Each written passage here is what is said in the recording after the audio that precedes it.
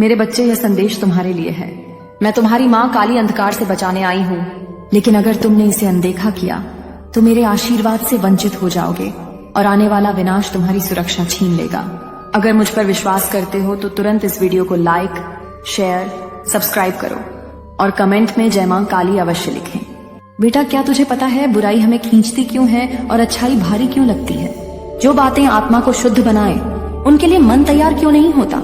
तो सुन, इस प्रश्न का उत्तर तुझे तब मिलेगा जब तू यह समझेगा कि जिस संसार में तू सांस ले रहा है उसकी रचना प्रेम से नहीं, एक भ्रम से शुरू हुई थी।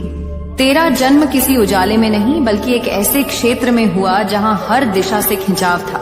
खिंचाव इंद्रियों की ओर, सुखों की ओर, अहंकार की ओर। मैं चाहती हूँ कि तू जान, तू कोई साधारण जीव नहीं है। तेरे भीतर वही शक्ति है जिससे रावण ने ब्रह्मा को कंपा दिया, जिससे हनुमान ने पर्वत उड़ा दिया, जिससे अर्जुन ने पूरे कुरुक्षेत्र को हिला दिया।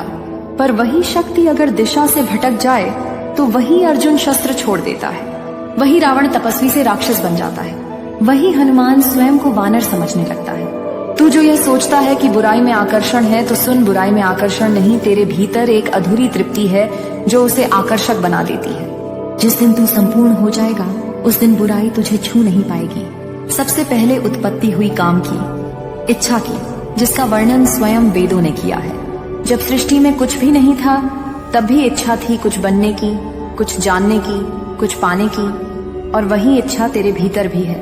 पर वह इच्छा दुराहे छू सकती थी, एक जो आत्मा की ओर जाती है और दूसरी जो अहंकार की ओर। और आज तू जिस मार्ग पर खड़ा है उस पर तेरे कदम तेरी आत्मा नहीं, तेरे भोग, तेरी तुलना, तेरे लोभ ने बढ़ाए हैं। तू सोचता है कि पाप तो बस एक छोटी सी भूल है, पर क्या तुझे पता है भूल वही होती है जो एक बार हो, जब तू जानता है कि कुछ गलत है फिर भी करता है।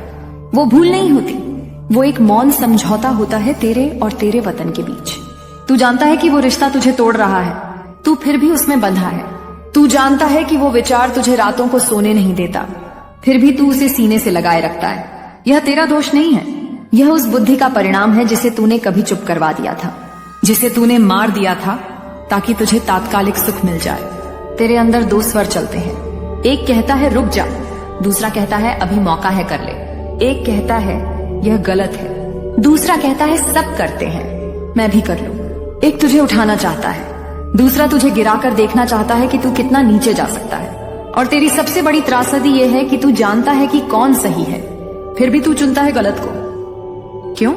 क्योंकि तुझे उसका स्वाद चाहिए, उसका थ्रिल चाहिए, तुझे वो तात्कालिक उत्तेजना चाहिए जो तुझे सत्य नहीं दे सकता।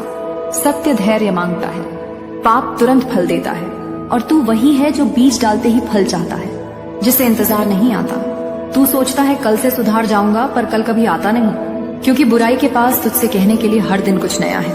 वो तुझे उगने नहीं देती, वो तुझे नोवेल्टी देती है। हर दिन एक नया कारण, हर दिन एक नया बहाना, और अच्छाई वो सादा है, वो भीतर की ओर ले जाती है।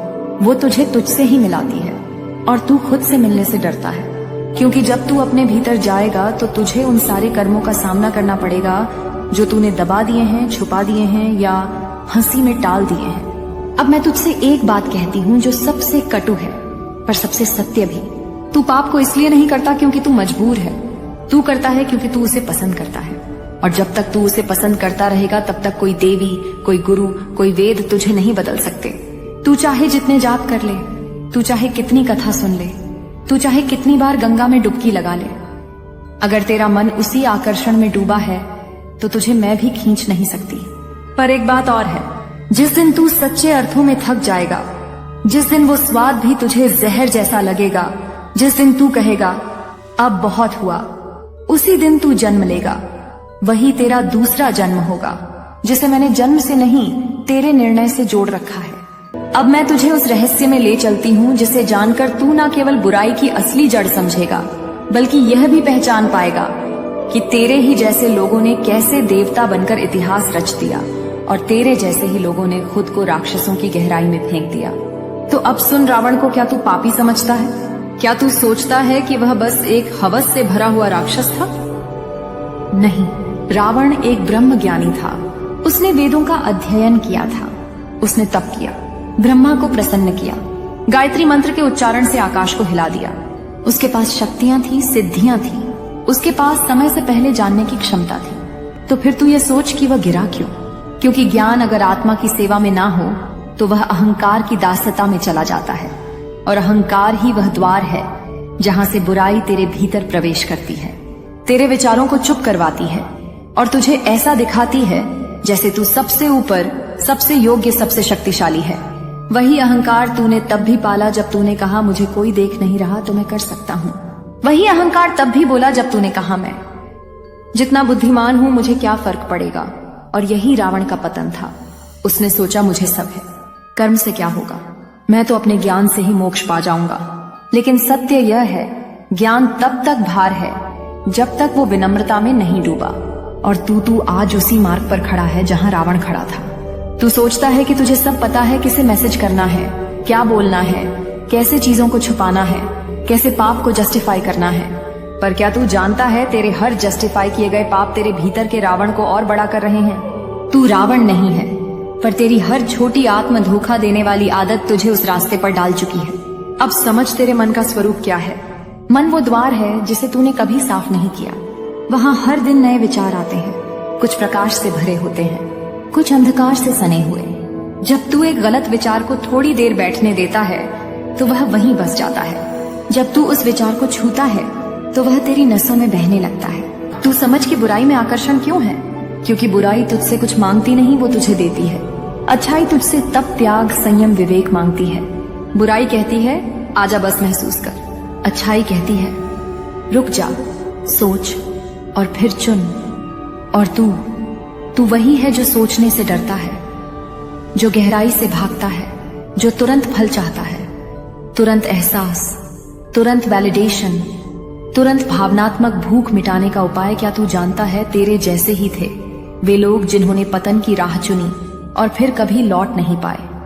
पर कुछ ऐसे भी थे जिन्होंने अंतिम क्षण में रुक कर कहा अब बहुत हुआ, और वो उठे, इतना उठे कि युगों ने उनका नाम झप लिया। वाल्मीकि एक डाकू था, किसी तपस्वी ने उसे नहीं उठाया, उसके अंदर के क्षण ने उसे उठा लिया। अंगुलीमाल 100 से अधिक हत्या कर चुका था, पर बुद्ध के एक वाक्य ने उसे झकझोर दिया। तू क्या समझता है, तू इनसे बड़ा पापी है? नहीं, पर अगर तू आज भी झकझोर ना सके अपने आप को तो जान ले तू गिर नहीं रहा, तू खुद को गिरने दे रहा है।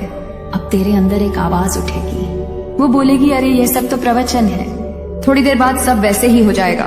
वो आवाज तेरी नहीं है, वो उसी बुराई की है जो तुझे बांधे रखना चाहती है।